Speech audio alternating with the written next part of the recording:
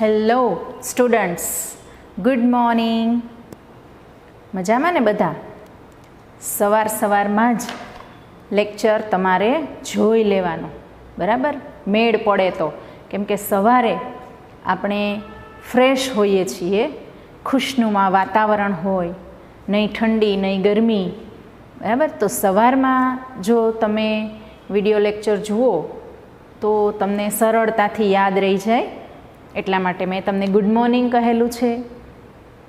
વિરાણી શાળા પરિવાર વતી રસાયણ વિજ્ઞાનના ઓનલાઈન ક્લાસમાં હું આપ સૌનું સ્વાગત કરું છું.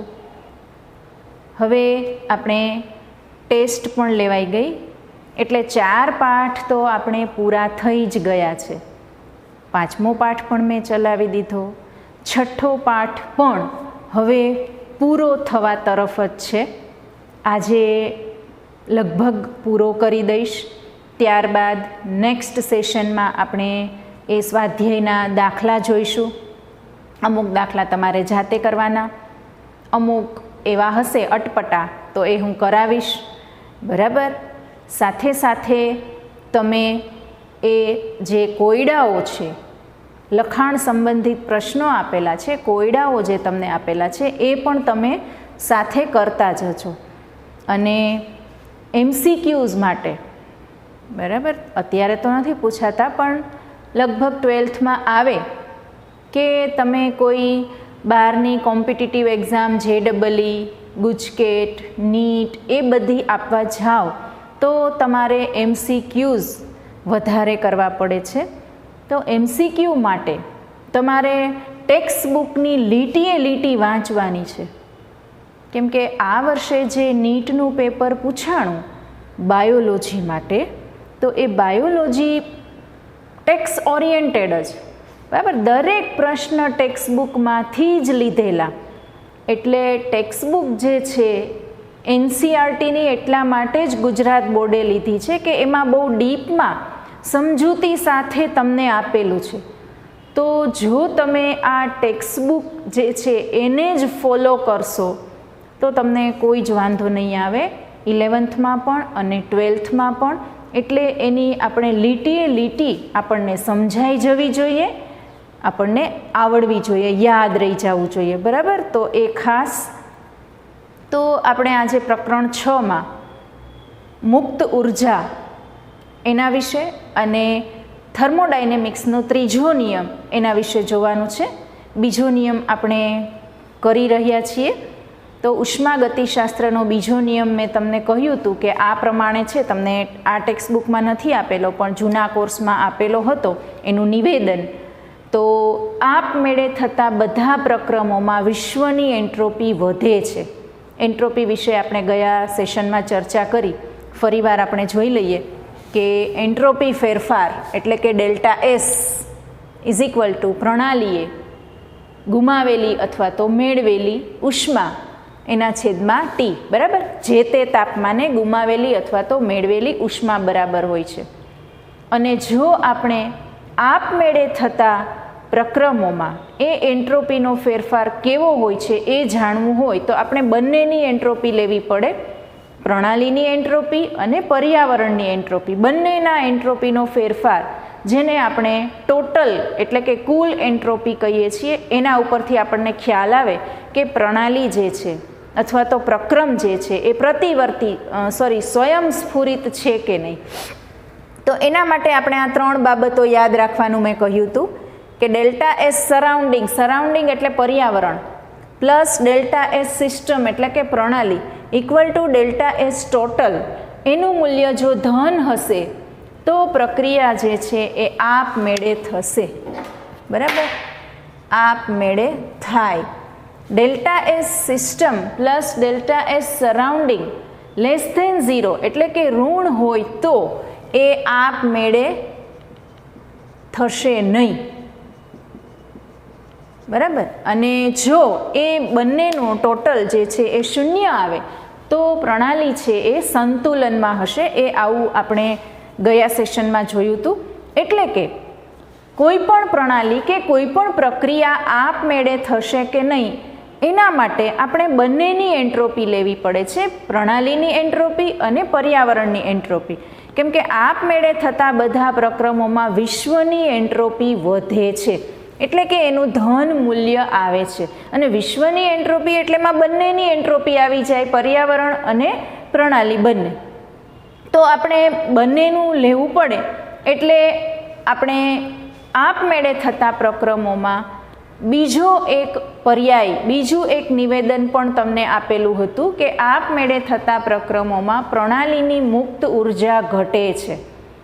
એટલે મુક્ત ઉર્જા એ એક એવું વિધેય છે કે એ આપમેળે થતા પ્રક્રમો માટે આપણે માત્ર પ્રણાલીની જ મુક્ત ઉર્જા લેવી પડે. તો એ એક ઉષ્માગતિકીય વિધેય છે, માત્રાત્મક ગુણધર્મ છે અને એને જી વડે દર્શાવવામાં આવે છે. બરાબર, ગિબ્સ મુક્ત ઉર્જા, તો એને જી વડે, એનું સૂત્ર તમને આપેલું છે. એન્થાલ્પી અને એન્ટ્રોપી બંને સાથે સંકળાયેલો ગુણધર્મ છે, એટલે G is equal to H minus TS. આ સૂત્ર તમારે યાદ રાખવાનું છે. વિકલ્પમાં તમને પૂછાઈ શકે કે મુક્ત ઉર્જાનું સૂત્ર નીચે પૈકી કયું સાચું છે? તો G is equal to H minus TS. અવસ્થા સાથે સંકળાયેલો છે, અવસ્થા બદલાય તો મુક્ત ઉર્જામાં ફેરફાર થાય છે. બરાબર, આપણે પ્રણાલીની જ મુક્ત ઉર્જા ગણવાની છે એટલે અહીંયા સિસ્ટમ નહીં લખીએ તો ચાલશે. તો ફેરફાર થાય તો delta G is equal to delta H minus T delta S. બરાબર, તાપમાન તો અચળ છે એટલે એમાં કોઈ ફેરફાર નહીં થાય. ડેલ્ટા એટલે ફેરફારની નિશાની જે છે એ સૂચવે છે. તો ટી ડેલ્ટા એસ એટલે એ જો મુક્ત ઉર્જામાં ફેરફાર થતો હોય તો આ રીતે આ સૂત્ર આપણે લખી શકીએ. હવે આપણે એમ કીધું કે ભાઈ પ્રણાલીની મુક્ત ઉર્જા ઘટે છે એટલે એને આપમેળે થવા સાથે અથવા તો સ્વયંસ્ફુરિતા સાથે કેવી રીતે સંબંધ છે તો એ આપણે જોઈએ કેવી રીતે. તો આપણને ખ્યાલ છે કે ડેલ્ટા એસ સરાઉન્ડિંગ પર્યાવરણ, કોઈ પણ ડેલ્ટા એસ એટલે ક્યુ રિવર્સિબલ બાય 2, એટલે અહીંયા સરાઉન્ડિંગ લખેલું છે પર્યાવરણ, તો અહીંયા ક્યુ સરાઉન્ડિંગ બાય ટી. બરાબર, હવે આપણને ખ્યાલ છે કે જે ઉષ્મા જે છે એ પ્રણાલી જો મેળવતી હોય તો પર્યાવરણ ગુમાવતું હશે. બરાબર, કોઈ પણ પ્રણાલી જે છે એ ઉષ્માની આપ-લે કરે છે પર્યાવરણ સાથે, પણ ક્યાં સુધી? તો કે બંનેનું જે ટેમ્પરેચર છે, બંનેની ઉષ્મા સમાન ન થઈ જાય ત્યાં સુધી. આપણે બરફનું ઉદાહરણ લીધેલું જ છે કે બરફનો ટુકડો જો તમે 12 પ્લેટમાં રાખો છો તો એ ધીમે ધીમે ધીમે એ પીગળીને એ બહારથી ઉષ્મા મેળવશે પર્યાવરણમાંથી, પીગળીને એનું શેમાં રૂપાંતર થઈ જશે? પ્રવાહીમાં. બરાબર, પાણીમાં. હવે એ પાણીનું ટેમ્પરેચર પણ ધીમે ધીમે ધીમે ઊંચું આવે છે. ક્યાં સુધી આવશે? તો કે જ્યાં સુધી રૂમનું ટેમ્પરેચર, વાતાવરણનું ટેમ્પરેચર હશે ત્યાં સુધી જ. બરાબર, એ એટલી જ ઉષ્મા જે છે એ મેળવે છે કે જ્યાં સુધી બંનેની ઉષ્મા સંતુલનમાં ન આવે ત્યાં સુધી. આ જે છે એને ઉષ્મીય સંતુલન એવું કહેવામાં આવે છે. બરાબર, આપણને તાવ આવેલો હોય, ડૉક્ટર પાસે જઈએ તો ડૉક્ટર થર્મોમીટર મૂકે છે મોઢામાં. થર્મોમીટરમાં પારો આવેલો હોય છે. હવે એ થર્મોમીટરમાં આંક લખેલા હોય છે ટેમ્પરેચરના, આપણા મોંમાં મૂકે તો એ થોડી વાર મૂકી રાખશે તો એ પારો જે છે એ ઊંચો ચડવા લાગશે. 100ની ઉપર 101, બરાબર, 101 102 હોય તો તાવ કહેવાય, 104 હોય તો બહુ જ સ્થિતિ ગંભીર, તો સીધું હોસ્પિટલાઇઝ થવું પડે છે. તો આ જે પારો જે છે એ ક્યાં સુધી ઊંચો ચડ્યો? તો આપણા જે બોડીનું ટેમ્પરેચર હતું ત્યાં સુધી. બરાબર, એનાથી વધારે એ જતો નથી. એટલે સંતુલનની જે સ્થિતિ છે એ પ્રણાલી અને પર્યાવરણ વચ્ચે જળવાઈ રહેલે છે. જો પર્યાવરણ જે છે એ ઉષ્મા ગુમાવશે તો પ્રણાલી ઉષ્મા મેળવશે, અને પ્રણાલી જો ઉષ્મા ગુમાવશે તો પર્યાવરણ એ ઉષ્મા મેળવે છે. બરાબર, એ પાણી જે છે એ ઉકળવા નથી લાગતું. એ ટેમ્પરેચર ક્યાં સુધી થાય છે? એ ટેમ્પરેચર જ્યાં સુધી વાતાવરણનું ટેમ્પરેચર હોય એટલું જ, એટલે ઉષ્મા જે છે એ એટલી જ ગુમાવે છે કે જ્યાં સુધી એ બંનેનું તાપમાન સંતુલનમાં ન આવી જાય. તો એ સ્થિતિને ઉષ્મીય સંતુલન સ્થિતિ કહે છે. એટલે આપણે અહીંયા સરાઉન્ડિંગની વાત કરીએ, બરાબર, પર્યાવરણની, તો અહીંયા ક્યુ સરાઉન્ડિંગ બાય ટી લેવું પડે. ઇઝ ઇક્વલ ટુ ક્યુ એટલે આપણને ખ્યાલ છે ખુલ્લા પાત્રમાં પ્રક્રિયા થતી હોય તો આપણે એ ક્યુ જે છે એને ડેલ્ટા એચ કહીએ છીએ, એન્થાલ્પીનો ફેરફાર, એટલે delta H surrounding by T લખી શકીએ. બરાબર, સરાઉન્ડિંગ છે તો આપણે એને સિસ્ટમમાં ફેરવવું હોય તો અહીંયા સરાઉન્ડિંગ એટલે પર્યાવરણ એ ઉષ્મા મેળવે છે, ધન મૂલ્ય છે, એનો મતલબ કે આ પર્યાવરણ છે એ ઉષ્મા મેળવે છે, શોષે છે. યાદ છે ને કે પ્રણાલીની જે આંતરિક ઉર્જા અથવા તો એન્થાલ્પી ફેરફાર છે ઉષ્મા શોષક પ્રક્રિયાઓ માટે ધન હશે અને ઉષ્માક્ષેપક પ્રક્રિયાઓ માટે કેવું હશે, ઋણ હશે. તો જો સરાઉન્ડિંગ એટલે કે પર્યાવરણ એ ઉષ્મા મેળવતું હશે, શોષતું હશે, તો સિસ્ટમ એ ઉષ્મા શું કરતું હશે, ગુમાવતું હશે, એટલે અહીંયા ઋણ આવે છે. બરાબર, delta H surrounding is equal to delta H system by T આપણે આવું લખી શકીએ સિસ્ટમ માટે. હવે આપણે આ સિસ્ટમની જ વાત કરવાની છે મુક્ત ઉર્જા માટે, તો અહીંયા આપણે લખી શકીએ આ સૂત્ર ઉપરથી ડેલ્ટા એસ ટોટલ બરાબર ડેલ્ટા એસ સરાઉન્ડિંગ પ્લસ સિસ્ટમની જગ્યાએ શું લખી શકીએ, delta H system by T. Clear, delta H system by T. તો હવે એ આપણે અહીંયા મૂકી દઈએ, અહીંયા આપણે મૂકીએ કે ડેલ્ટા એસ સિસ્ટમ એમાં આપણે મૂકીએ તો શું થશે જુઓ, delta G is equal to delta H minus T delta H system, sorry અહીંયા તો સરાઉન્ડિંગ આવે છે. બરાબર, એટલે ટી ડેલ્ટા એસ ટોટલ એમાં જ આપણે આ કિંમત મૂકીએ. આ જે છે ટી એને આપણે લસા લઈએ તો શું આવશે અહીંયા, ટી ડેલ્ટા એસ ટોટલ. બરાબર, આની સાથે ટી ડેલ્ટા એસ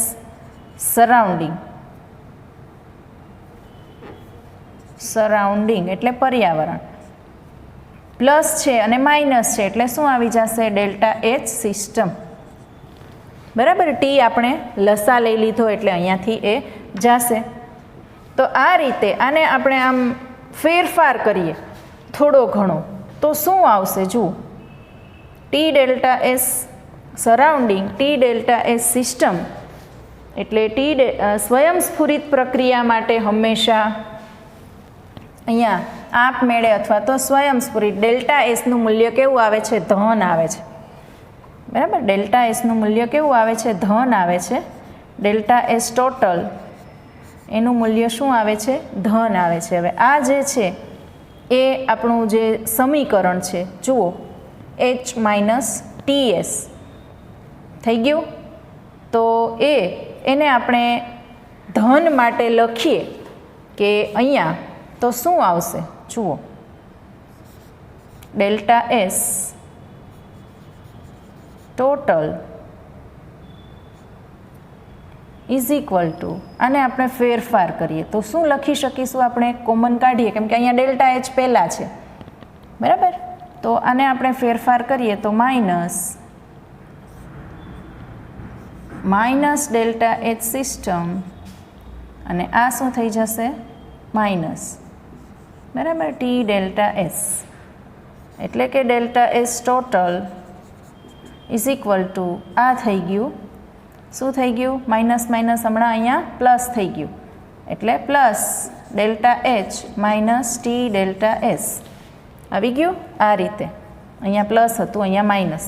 ક્લિયર, જુઓ આપણે આ કિંમત જે છે ડેલ્ટા એસ ટોટલ ધન માટે છે એટલે કે પ્રણાલી જે છે એ આપમેળે એમાં પ્રક્રિયા કરે છે એટલા માટે ડેલ્ટા એસનું મૂલ્ય કેવું આવે, ધન આવે. હવે આ જે છે એને આપણે આ પ્રમાણે લખવું હોય delta H minus T delta S તો ફેરફાર કરવો પડે ને થોડોક, માઇનસ વડે ગુણીએ આપણે, માઇનસ વડે ગુણીએ એટલે આ માઇનસ માઇનસ શું થઈ ગયું, પ્લસ. બરાબર, આ પ્લસ હતું એમાંથી આ શું આવી જશે, માઇનસ, એટલે delta H minus T delta S. હવે એટલે ડેલ્ટા એસ ટોટલ જો ધન હશે તો ડેલ્ટા જી કેવું હશે, ઋણ હશે, અહીંયા નેગેટિવ આવશે. જુઓ આ જે માઇનસ સાઇન છે એટલે અહીંયા શું આવી ગયું, એ ઋણ. એટલે આ રીતે એ જે જો ડેલ્ટા એસ ટોટલ પ્રક્રિયા આપમેળે થાય છે, સરાઉન્ડિંગ એટલે કે વિશ્વની પ્રણાલીનું મૂલ્ય જો ધન આવતું હોય તો મુક્ત ઉર્જા કેવી આવશે? ઋણ આવશે. બરાબર છે. એટલે આ રીતે મુક્ત ઉર્જાનો ફેરફાર એ ઋણ આવે છે, એટલે પ્રણાલીની મુક્ત ઉર્જા ઘટે છે. એટલે ખાસ યાદ રાખજો કે ડેલ્ટા એચ નેગેટિવ તો પ્રક્રમ આપમેળે થશે અને ડેલ્ટા જીનું મૂલ્ય ધન હશે તો પ્રક્રમ આપમેળે થશે નહીં. એટલે એન્ટ્રોપીનો ફેરફાર ધન હશે તો એ પ્રક્રમ આપમેળે થશે અને ડેલ્ટા જીનું મૂલ્ય કેવું આવશે? ઋણ આવશે તો પ્રક્રમ જે છે એ આપમેળે થાય છે. આ બાબત યાદ રાખવાની છે. એટલે અહીંયા ઉષ્માગતિશાસ્ત્રનો નિયમ જે છે આ બે બાબતોમાં કે આપમેળે પ્રક્રિયા કઈ દિશામાં થાય છે, પુરોગામી દિશામાં કે પ્રતિગામી દિશામાં. બરાબર. એટલે ડેલ્ટા એસ ટોટલ જો ધન હોય તો આપમેળે થશે પણ પુરોગામી દિશામાં, પ્રતિગામી દિશામાં નહીં. તો પાછું શું આવી જશે? ઋણ આવી જશે. એટલે આ રીતે એ પુરોગામી દિશામાં આપમેળે થતા બધા પ્રક્રમોમાં વિશ્વની એન્ટ્રોપી વધે છે, પ્રણાલીની મુક્ત ઉર્જા ઘટે છે. આ ઉષ્માગતિશાસ્ત્રનો બીજો નિયમ છે. એટલે અહીંયા આ ઋણ ક્યારે આવશે? બરાબર. ઋણ ક્યારે આવશે? જુઓ અહીંયા માઇનસ સાઇન છે. તો જ્યારે કાં તો તાપમાન વધુ હશે એન્થાલ્પી કરતાં અને કાં તો એન્ટ્રોપીનો ફેરફાર વધુ હશે તો જ આવે અહીંયા. બરાબર. આ ઋણ ક્યારે આવશે? આનું મૂલ્ય જે છે એન્થાલ્પીનું મૂલ્ય ઓછું હોય અને ડેલ્ટા એસનું મૂલ્ય વધુ હોય. બરાબર. હવે ડેલ્ટા એસનું મૂલ્ય જો વધુ હોય તો તાપમાન કેવું આવશે? નીચું આવશે. એટલે નીચું આવે ત્યારે ડેલ્ટા એસનું મૂલ્ય વધી જાય છે અને જો તાપમાન ઊંચું આવે તો ડેલ્ટા એસનું મૂલ્ય ઘટી જાય છે. એટલે આ જે છે એ સાઇન, એ ઋણ સાઇન અહીંયા આવી જશે. ક્યારે આવે? સપોઝ કે આપણે અહીંયા 4 - 6 કરીએ. બરાબર. તો આનો આન્સર શું આવે? -2 આવે. તો ડેલ્ટા જીનું મૂલ્ય ઋણ આવેલું. બરાબર. ઋણ આવે એનો મતલબ કે પ્રણાલી એ આપમેળે પ્રક્રિયા કરે છે. ખાસ યાદ રાખજો, આ દાખલા માટે અગત્યનું છે. ત્યારબાદ એ ડેલ્ટા જી એટલે કે મુક્ત ઉર્જા છે એ સંતુલન અચળાંક સાથે પણ સંબંધ ધરાવે છે. હવે આપણને એમ થાય સંતુલન અચળાંક એટલે શું? એ તમારે 7મા પાઠમાં આવે છે. સંતુલન એટલે શું? તો કોઈ પણ પ્રક્રિયા જે છે બરાબર એક દિશામાં થતી હોય આ રીતે, અને જો એ પાત્ર બંધ હોય તો એ પ્રતિગામી દિશામાં પણ પ્રક્રિયા કરે છે. એટલે A+B પ્રક્રિયકોમાંથી નિપજમાં રૂપાંતર થાય છે. બરાબર. પણ પાત્ર બંધ છે, એ જે નિપજ જે વાયુરૂપ હોય તો એ બહાર તો જઈ શકતી નથી. એટલે ફરીવાર એ પાછી એ નિપજોનું શેમાં રૂપાંતર થાય? પ્રક્રિયકોમાં. તો આ જે પ્રક્રિયા જે છે એને પ્રતિવર્તી પ્રક્રિયા કહે છે, રિવર્સિબલ. એનું ઉદાહરણ સાદું તમને આપું કે કેલ્શિયમ કાર્બોનેટ જે છે એનું બંધ પાત્રમાં ખૂબ જ ઊંચા તાપમાને વિઘટન કરવામાં આવે તો calcium oxide plus carbon dioxide વાયુ મળે છે. આ તમારે આવી ગઈ છે અગાઉ 10મામાં પણ પ્રક્રિયા. તો આ જે છે કેલ્શિયમ કાર્બોનેટ અને કાર્બન ડાયોક્સાઇડ, કેલ્શિયમ ઓક્સાઇડ અને કાર્બન ડાયોક્સાઇડ જે છે બંધ પાત્રમાં છે, કાર્બન ડાયોક્સાઇડ બહાર નીકળી શકતો નથી. ફરીવાર એ બંને પ્રક્રિયા કરી અને કેલ્શિયમ કાર્બોનેટ આપે છે. તો મોટા ભાગે બંધ પાત્રમાં જે પ્રક્રિયાઓ થતી હોય એ આ રીતે પ્રક્રિયકોનું નિપજમાં, નિપજોનું પ્રક્રિયકોમાં રૂપાંતર થતું હોય. પણ ક્યારે? દબાણ અચળ હોય, તાપમાન અચળ હોય, કદ અચળ હોય તો. બરાબર. ટર્મ્સ એન્ડ કન્ડિશન્સ એપ્લાય અહીંયા દરેક બાબતોમાં. તો આવી જે પ્રતિવર્તી પ્રક્રિયાઓ હોય છે ત્યારે એ પ્રતિવર્તી પ્રક્રિયાઓ એ એક સમયે શું થઈ જશે? સંતુલનમાં આવી જશે. એટલે પ્રક્રિયકનું શરૂઆતમાં શું થાય કે નિપજમાં રૂપાંતર થયું. બરાબર. હવે આ જે છે એ લગભગ 90% જેટલી થઈ ગઈ. પ્રક્રિયકો 10% બાકી છે. હવે અહીંયા નિપજો બની ગયા. હવે આ નિપજો જે છે એ અંદરો અંદર એના અણુઓ ફરી પાછા પ્રક્રિયા કરી અને પાછું શેમાં રૂપાંતર કરશે? પ્રક્રિયકોમાં.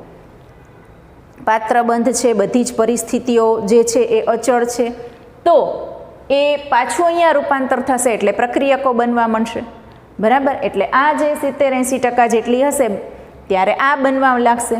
તો એવું ધીમે ધીમે ધીમે એ શરૂ જ રહે છે કે પ્રક્રિયકોનું નિપજમાં, નિપજોનું પ્રક્રિયકમાં, એટલે બંનેની સાંદ્રતા જ્યારે 50% જેટલી થઈ જાય ત્યારે એ પ્રક્રિયા જે છે એ સંતુલનમાં છે એવું કહેવાય.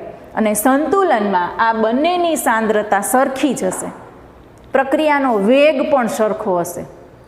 આ ઉષ્માગતિશાસ્ત્ર છે એ ગતિશાસ્ત્ર માત્ર નામ જ આપેલું છે, થર્મોડાયનેમિક્સ, પણ એ પ્રક્રિયાના વેગ અંગેની માહિતી એ આપણને આ બીજા નિયમ ઉપરથી મળતી નથી, બરાબર. એ પ્રક્રિયા કઈ દિશામાં થાય છે એ આપણને બીજો નિયમ કહે છે. ઉષ્માગતિશાસ્ત્રનો બીજો નિયમ કઈ દિશામાં થાય છે એ આપણને ચોક્કસ કહેશે કે જો પુરોગામી દિશામાં હશે અને પ્રણાલીની અને પર્યાવરણની એન્ટ્રોપીનું મૂલ્ય વધશે તો પ્રક્રિયા આપમેળે થશે. પુરોગામી દિશામાં જ પ્રણાલીની મુક્ત ઉર્જા ઘટશે. જો આ દિશામાં ઘટતી હોય તો આ દિશામાં શું થાય? વધે, ઓબ્વિયસલી. તો આ જે પ્રક્રિયા છે એ સંતુલનમાં છે એવું કહેવાય. અને જ્યારે સંતુલનમાં હોય ત્યારે એ મુક્ત ઉર્જા એના સંતુલન અચળાંક સાથે આ પ્રમાણે સંબંધ ધરાવે છે. Delta G is equal to minus RT ln K. K એટલે સંતુલન અચળાંક, ln એટલે નેચરલ લોગેરિધમ, ઈના બેઝ ઉપર હોય, બરાબર. ત્યારે તો એ ln જે છે એને આપણે નેચરલ લોગેરિધમમાંથી સાદા લોગેરિધમમાં ફેરવવું હોય તો એને આ પ્રમાણે લખી શકીએ, RT log K. બરાબર. દાખલા માટે આ અગત્યનું છે, તો આ ખાસ યાદ રાખજો. એટલે એ મુક્ત ઉર્જાનો ફેરફાર એ સંતુલન અચળાંક સાથે આ પ્રમાણે સંબંધ ધરાવે છે. હવે જો કેનું મૂલ્ય 1 કરતાં વધી જાય, બરાબર, હંમેશા યાદ રાખજો log 1 એટલે 0. log 1 એટલે શું? 0. log 10 એટલે 1. log 10 એટલે 1. આ બાબત યાદ રાખજો તમારે. log જે છે એ લોગના દાખલા આવશે તો એ હું શીખવાડીશ કેવી રીતે લોગ જોવાનો. તો કેનું મૂલ્ય જો 1 કરતાં વધી જશે અહીંયા તો આ ઋણ સાઇન એમનેમ આવશે, એટલે કે ડેલ્ટા જી કેવું આવશે? ઋણ, બરાબર, ઋણ આવશે. એટલે પ્રક્રિયા આપમેળે થાય.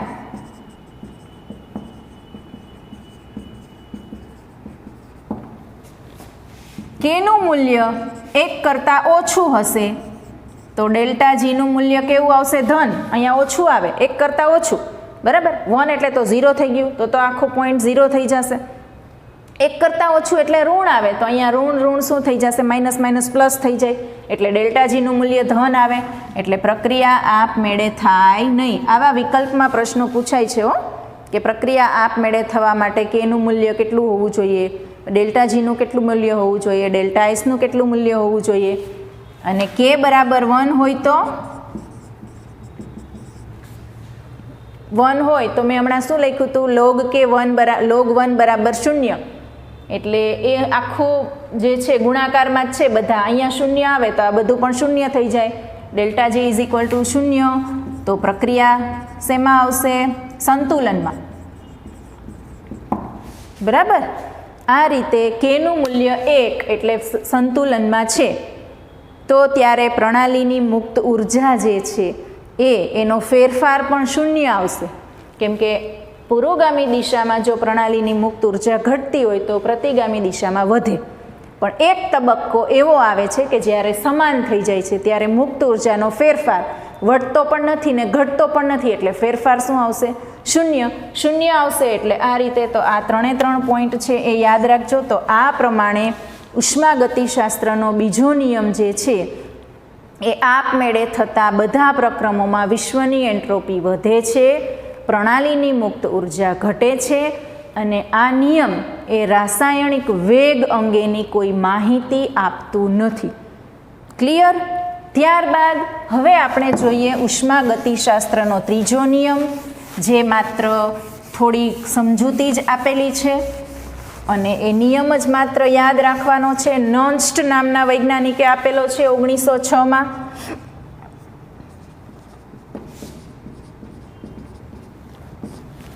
એન્ટ્રોપી જે છે એના વિશે એણે એવું કીધું કે એન્ટ્રોપીનો જે ફેરફાર છે એ તાપમાન સાથે સંબંધિત છે. આપણે જોયું એમ, બરાબર? વ્યસ્ત છે ને અહીંયા જુઓ, તાપમાન અને એન્ટ્રોપી બે વ્યસ્ત સંબંધમાં છે. તાપમાન વધે, બરાબર, તો એન્ટ્રોપીનો ફેરફાર જે છે એ ઘટે છે, પણ એન્ટ્રોપી તો વધે છે. તાપમાન વધારો ઘન પદાર્થ જે છે એ, અને એ પ્રવાહીમાં રૂપાંતર થાય. ઘનમાં હોય ત્યારે બહુ જ વ્યવસ્થિત નિયમિત ગોઠવાયેલા હોય છે, પણ જેવું એને આપણે તાપમાન આપીશું એટલે તાપમાન ઊંચું જાય એમ એ એન્ટ્રોપી વધે છે. પ્રવાહીના અણુઓ અસ્તવ્યસ્ત થઈ જાય, બરાબર? એના કરતાં પણ થોડું તાપમાન આપો તમે, ઊંચું તાપમાન હજુ લઈ જાઓ તો એ જ પ્રવાહી શેમાં રૂપાંતર પામે? વાયુમાં રૂપાંતર પામે. એટલે એના અણુઓ જે છે વધારે ફેલાવા લાગે. એને તો કોઈ નિશ્ચિત કદ નથી, આકાર પણ નથી. એટલે તાપમાન વધતા એન્ટ્રોપી વધે છે. યાદ રાખજો, તાપમાન વધતા એન્ટ્રોપી જે છે એ વધે છે, પણ એન્ટ્રોપીનો ફેરફાર, એ જે ફેરફાર હોય ને ડેલ્ટા એસ ટોટલ આપણે કીધું છે, સિસ્ટમ પ્લસ સરાઉન્ડિંગ, એ જે છે એ હંમેશા એમાં શું થશે? એ વ્યસ્ત પ્રમાણમાં છે. પણ આ તાપમાન વધતા એ શા માટે એની એન્ટ્રોપી વધે છે? તો આપણને ખ્યાલ છે કે જ્યારે તાપમાન જે છે એ નીચું હોય, એટલે કે બરફની જ વાત કરીએ આપણે, 0 ડિગ્રી સેન્ટીગ્રેડ હોય ત્યારે બરફમાં રૂપાંતરિત થાય છે, બરાબર? પછી એના અણુઓ બહુ જ વ્યવસ્થિત ગોઠવાયેલા હોય છે એક સરખા સ્ફટિકમાં. જેવું તાપમાન વધશે એટલે એના અણુઓ જે છે એ થોડા ઘણા ઘનમાંથી શેમાં રૂપાંતર થશે?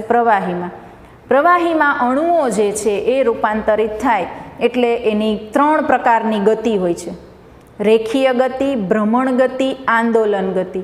અહીંયા તમને એ નામ બદલી દીધા છે, સ્થાનાંતરિત ગતિ, બરાબર, ભ્રમણીય એમનેમ રાખેલું છે, અને કંપન ગતિ. હલચલ થવા માંડે ને, બરાબર? એટલે તાપમાન વધે એટલે અણુઓની આ 3 પ્રકારની ગતિમાં વધારો થાય છે. એ ગતિમાં વધારો થાય એટલે એની અસ્તવ્યસ્તતામાં વધારો થાય છે. એસ એટલે શું? એન્ટ્રોપી. એન્ટ્રોપી એટલે પદાર્થની અવ્યવસ્થાનું અથવા તો અસ્તવ્યસ્તતાનું માપદંડ છે. એટલે તાપમાન વધતા એની અસ્તવ્યસ્તતા વધે છે. આપણને આમ ગરમી પડવા માંડે તો આમ અકળાઈ જાય ને આપણે, બરાબર? આડાઅવડા થવા માંડીએ, એમ થાય કે ક્યાં ઠંડી જગ્યા છે ત્યાં પહોંચી જઈએ. તો એવી રીતે અણુઓ જે છે એ પણ તાપમાન વધતા એની ગતિમાં વધારો થાય છે, બરાબર? એના કરતાં ઉલટું તાપમાન નીચું લઈ જાઓ, ખૂબ નીચું લઈ જાઓ તો વાયુમાંથી પ્રવાહી, પ્રવાહીમાંથી ઘનમાં આવશે. એટલે નર્સ્ટે કીધું કે નિરપેક્ષ શૂન્ય તાપમાને શુદ્ધ સ્ફટિકમય ઘન પદાર્થો, બરાબર, સંપૂર્ણ શુદ્ધ સ્ફટિકમય ઘન પદાર્થની એન્ટ્રોપી શૂન્ય હોય છે. આ નિયમ છે ઉષ્માગતિશાસ્ત્રનો ત્રીજો નિયમ. સંપૂર્ણ શુદ્ધ સ્ફટિકમય ઘન પદાર્થની એન્ટ્રોપી શૂન્ય હોય છે. કે નિરપેક્ષ 0 કેલ્વિન તાપમાને કે ખૂબ નીચું તાપમાન, દરેક પદાર્થનું અલગ અલગ હોય ઘનમાં ફેરવવાનું, તો એ ઘન પદાર્થ ક્યારે પણ સંપૂર્ણ શુદ્ધ સ્ફટિકમય, એમાં કોઈ અશુદ્ધિ ન હોવી જોઈએ, તો ત્યારે એની એન્ટ્રોપી શૂન્ય હોય છે. વાસ્તવમાં શક્ય નથી, કેમ કે સંપૂર્ણ શુદ્ધ સ્ફટિકમય ઘન પદાર્થ પણ વાસ્તવમાં શક્ય નથી. થોડા ઘણા પ્રમાણમાં એમાં અશુદ્ધિઓ હોય જ છે. એ તમારે 12મા ધોરણમાં આવે છે ઘન અવસ્થામાં કે સાવ સંપૂર્ણ શુદ્ધ પદાર્થ શક્ય નથી. છતાં પણ અહીંયા એ આ આપેલું છે કે એન્ટ્રોપી શૂન્ય હોય છે, એટલે ઓછી હોય છે, ખૂબ જ ઓછી. ક્યારે? તો સંપૂર્ણ શુદ્ધ સ્ફટિકમય ઘન પદાર્થ હોય ત્યારે એની વ્યવસ્થા, એની ગોઠવણી ખૂબ જ સરસ ચોક્કસ હોય છે. એટલા માટે એની એન્ટ્રોપી, એમાં કાંઈ અસ્તવ્યસ્તતા હશે જ નહીં. એન્ટ્રોપી શૂન્ય એટલે શું? કે અસ્તવ્યસ્તતા નથી, બધું જ વ્યવસ્થિત છે.